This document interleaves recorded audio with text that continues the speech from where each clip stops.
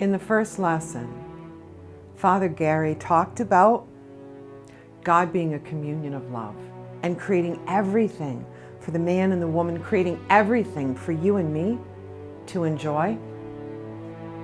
So I'm going to go back to the beginning of the story. Father Gary had talked about reading Genesis, and that's where we're going to go. We're going to go to the place where the man and the woman are together in the garden, and God has such a beautiful and intimate and lovely relationship with them that Genesis tells us that in the cool of the evening he would come and walk in the garden with them. This sounds perfect, and it was.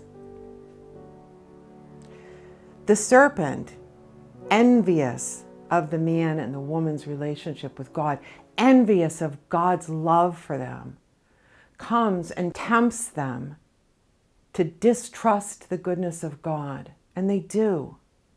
They disobey God. They break their relationship with Him. They wanted to be God without God. Then the scripture tells us that God comes into the garden in the evening and He's looking for them. This man and this woman who God had breathed His very own life into them. This man and this woman who knew God as creator, as lover, as giver of life, they were hiding from Him. God said, "Where are you?" And when they finally come out, He says, "What have you done?" When the man and the woman, they don't explain themselves, they make excuses for themselves. When they make these excuses for what had happened, God turns to the man and He says to him, "This work that I gave to you, that made you like me, I shared my work of creation with you. I'm not taking it away from you. But now it's going to cause you toil and sweat."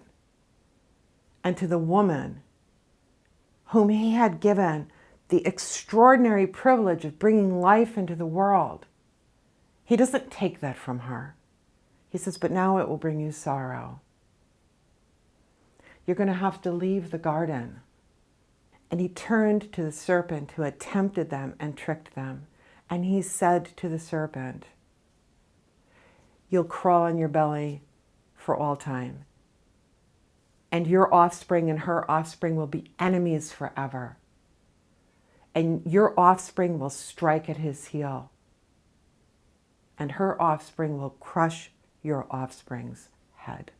At this point in the story, a lot of times people are telling this as the angry God who cast the people out of the garden, and then they spend generation after generation just sort of scratching around, hoping that God will favor them. But that is not what happened here. What happened here is that God came to His people and said, "Look what you have done. I will fix this."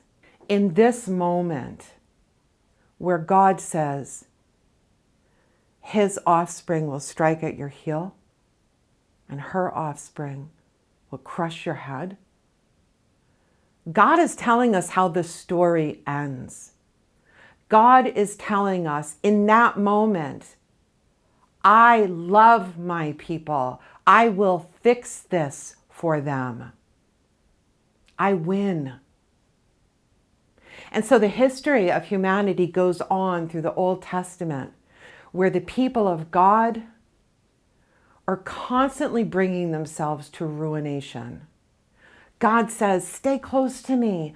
I will protect you." And they say, "Yes, we're with you, God." And then we're tired of you, God. And then we strike out on our own. And then, "God, please help us." And God comes to help them again and says, "Stay close to me." And the cycle repeats and repeats. And that's the story of the Old Testament, is that the people of God followed the model of the first man and woman. They distrusted the goodness of God. They decided they could do things better. They go away from Him. They put themselves into catastrophe and they beg God to help them. And every time God does. In the fullness of time, God the Son, who is the same God the Son that Father Gary had talked to us about, that has infinitely and always existed with the Father. In the fullness of time, he takes on the flesh and comes into the world. Sometimes the story is told that God had to come into the world in human flesh so that he would understand us. But that can't be true. He's God. He understands more about you and me and our lives than we could ever understand ourselves. So why did he take on human flesh? He took on the flesh to reveal his love to us. He took on human flesh to show us that he understands us. Scripture tells us throughout the Gospels, we see that God the Son, Jesus, he has no place to sleep. He doesn't have any food. His friends reject him. He's not welcome in his hometown. Do you understand any of that? Do you understand, have you ever experienced sorrow or fear or rejection from the people that you thought were supposed to love you and welcome you? Jesus proved that he understands the hardest and saddest moments of our lives. We look to the cross and we see, not only does he understand my life, he took on my death. So as the lessons go on, we'll talk more and more deeply about what it is that Jesus did in suffering and dying. But for now, this is the time for your family to set up your prayer table, to light your candles, to open up your binder, and to really take time to read into this, read the scriptures at the end.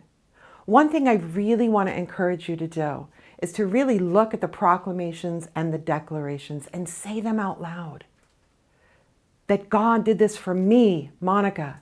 God kept his promise to me, Monica, and sent his son. And God kept his promise to you.